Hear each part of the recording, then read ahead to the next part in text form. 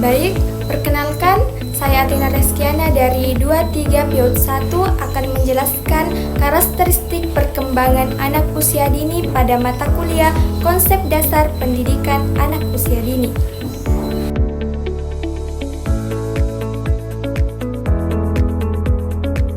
Anak usia dini adalah individu yang sedang mengalami proses pertumbuhan dan perkembangan yang sangat pesat, bahkan dikatakan sebagai lompatan perkembangan.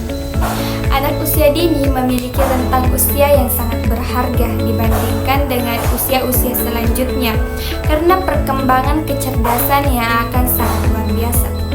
Usia tersebut merupakan fase kehidupan yang unik dan berada pada proses perubahan berupa pertumbuhan, perkembangan, pematangan, dan penyempurnaan, baik pada aspek jasmani maupun rohaninya yang berlangsung seumur hidup, bertahap dan berkesinambungan.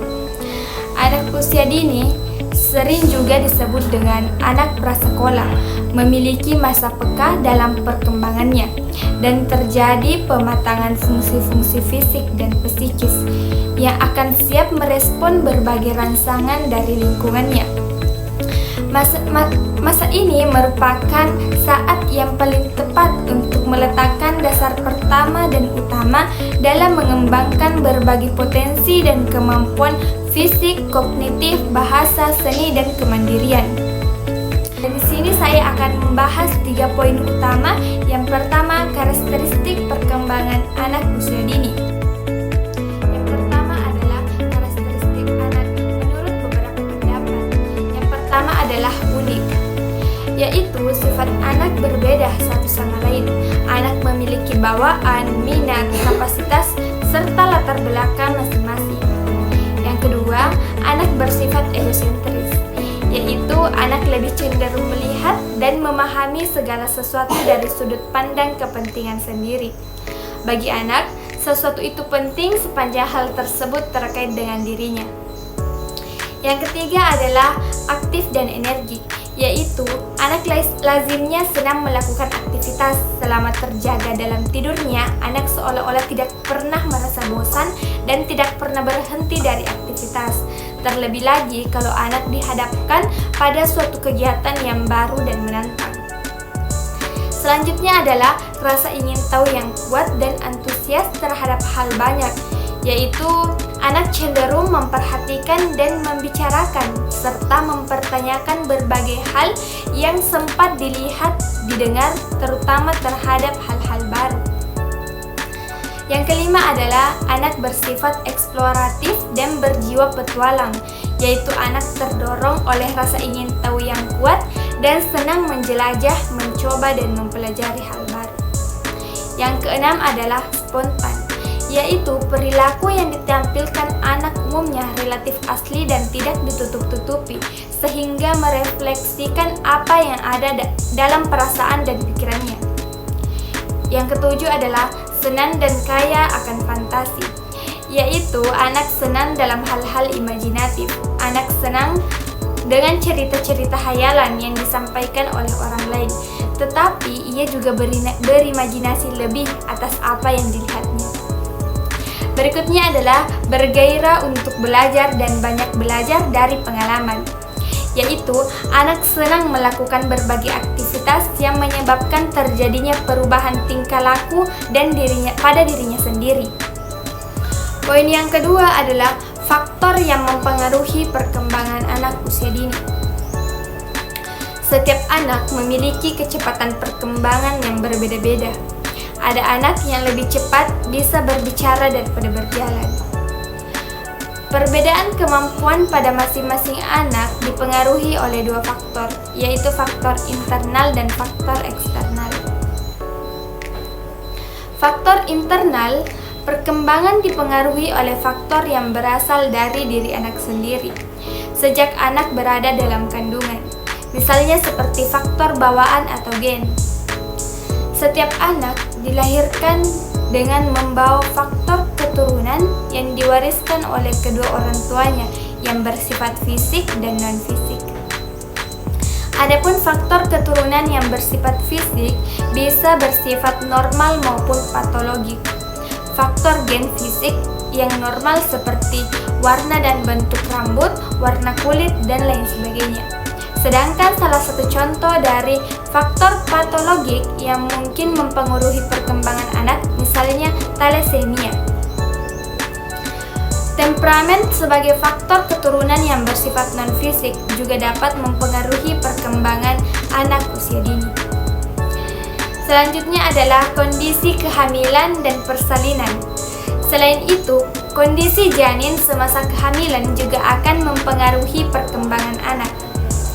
Jika nutrisi kandungan tercukupi, maka janin akan berkembang dengan baik.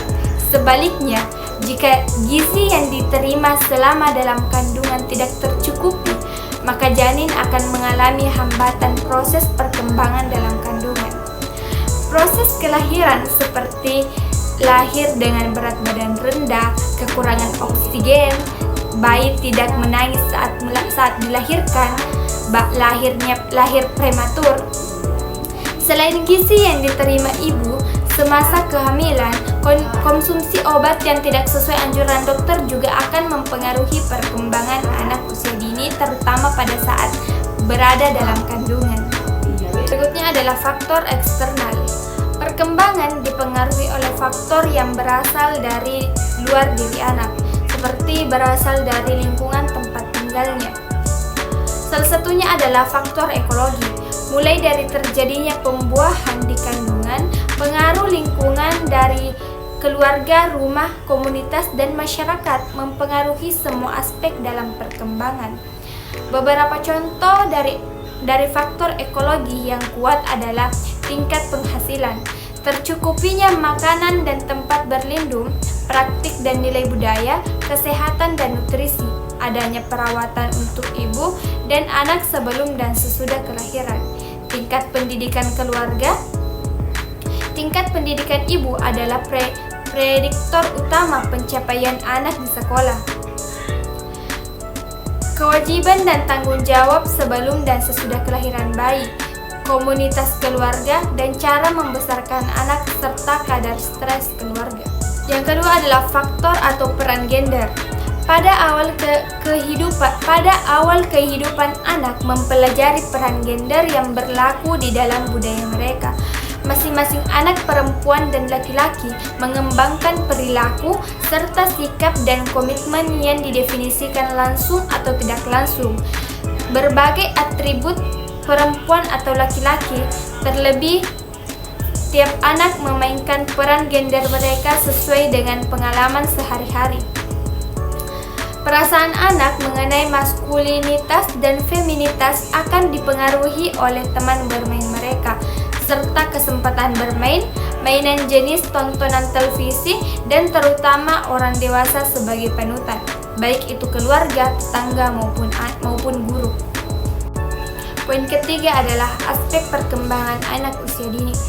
Menurut Catron dan Allen dalam Murtid, aspek perkembangan anak usia dini ada 6.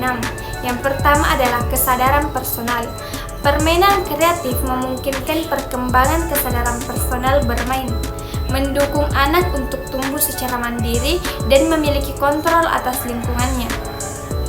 Dengan bermain, anak dapat menemukan hal-hal baru, bereksplorasi, meniru, dan mempraktekkannya dalam kehidupan sehari-hari sebagai sebuah langkah dalam membangun keterampilan. Keterampilan ini membuat anak merasa berkompeten. Yang kedua adalah perkembangan emosi. Dengan bermain, anak dapat belajar menerima, berekspresi, dan mengatasi masalah dengan cara yang positif.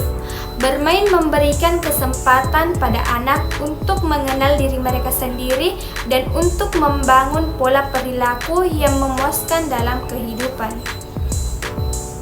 Yang ketiga adalah membangun sosialisasi. Bermain memberikan jalan bagi pengembangan sosial anak ketika berbagi dengan anak yang lain. Bermain dapat menumbuhkan dan meningkatkan rasa sosialitas anak dengan yang lain. Yang keempat adalah perkembangan komunikasi.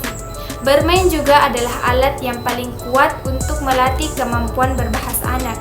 Dengan komunikasi, anak dapat memperluas kosakata dan membangun daya penerima serta pengekspresian kemampuan berbahasa mereka melalui interaksi dengan anak-anak lainnya dan orang dewasa juga tentunya.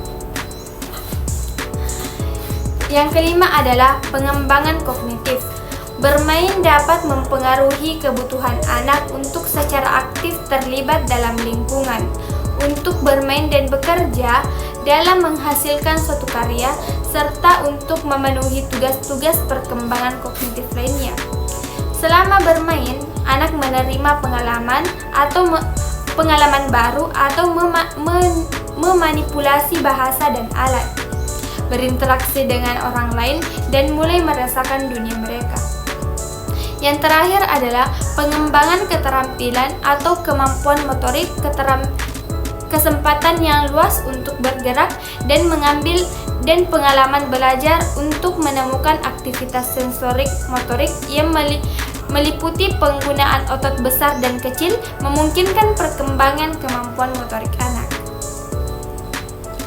Baik, itulah tadi penjelasan saya terkait dengan karakteristik perkembangan anak serta faktor dan aspek yang mempengaruhi perkembangan anak usia dini. Itulah yang dapat saya sampaikan, lebih dan kurangnya mohon dimaafkan. Assalamualaikum warahmatullahi wabarakatuh.